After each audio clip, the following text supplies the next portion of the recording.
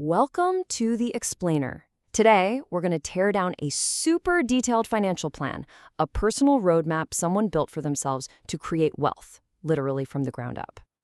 Have you ever actually wondered what a real long-term financial plan looks like? Not just, save more money, but one with actual rules and clear stages? Well, that's exactly what we're going to unpack. We're looking at one person's very, very structured approach. Okay, so quick heads up. This is absolutely not financial advice. Think of this more as us just exploring the blueprint, right? We're explaining the structure, the rules, the whole philosophy from this personal guidebook to see how someone decided to make all the financial puzzle pieces fit together. All right, let's get into it. Before we dig into the nitty-gritty, the step-by-step stuff, let's just zoom out. We're going to take that 10,000-foot view of the entire financial ecosystem this person is trying to build.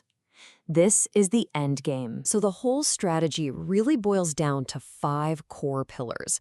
And as you can see, this portfolio is pretty aggressive.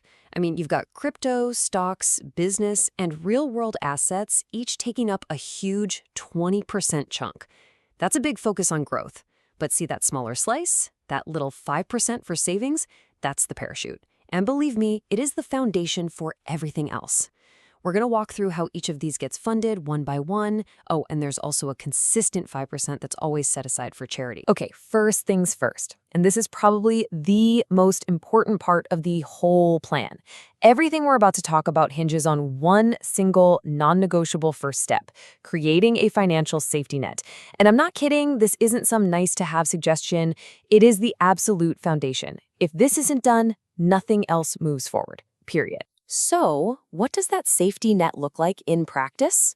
Well, the first concrete goal is to save up 24 million Korean won. But it's not just one big pot of money. It's actually split into 2 very specific buckets.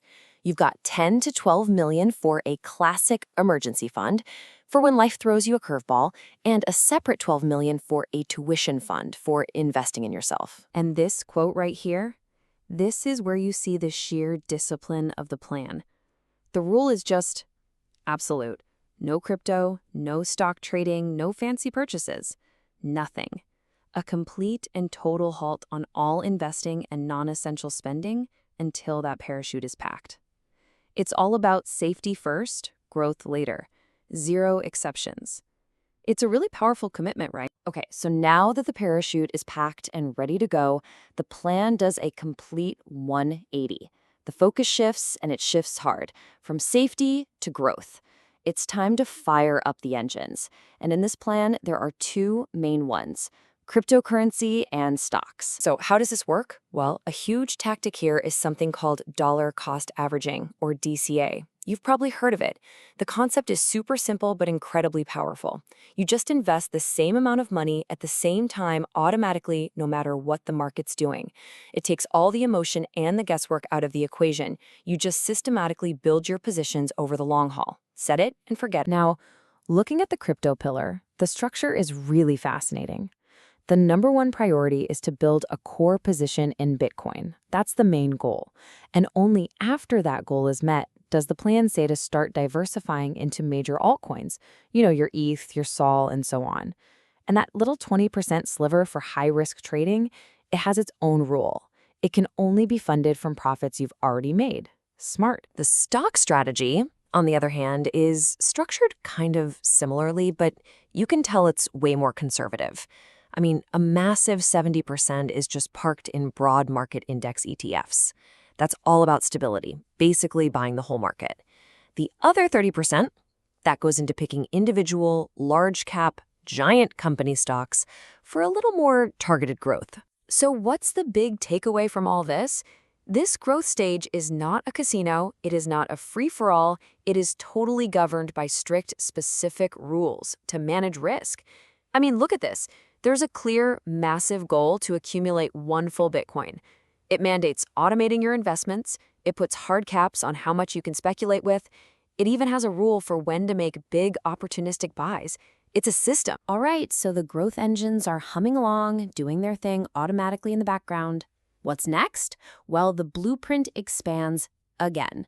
Now the focus shifts to taking all that digital and paper wealth and turning it into something you can actually touch, physical, tangible assets, what the plan calls real-world assets, or RWAs. And check this out. The most crucial detail here is the specific unwavering order. It's not a shopping list, it's a sequence, and it's set in stone. Step 1, buy land. That's the foundation. Step 2, only after you have the land can you consider a house. And finally, step 3, an office, but only if the business truly demands it. The sequence is everything. This part of the blueprint is fascinating. It draws this really thick, bold line in the sand between assets and lifestyle. It's crystal clear. Core assets, land, a house, an office, they must be purchased from the dedicated RWA budget, but lifestyle items, the fun stuff like a nice car or luxury watches, they can only be funded from business profits. One is an investment, the other is a reward. So, we've seen the big picture, we've seen the stages, but how does this all come together on a practical, month-to-month basis? Well, the plan doesn't leave that to chance. It provides a very clear, prioritized checklist for how to allocate every single dollar of income every single month. And here it is. Every single month, the money flows in this exact order, like a waterfall. First, you cover your basic needs, and even that has a strict cap. Next, you fill up that savings parachute until it's full. Only then does the money cascade down to the next level, your crypto and stock investments.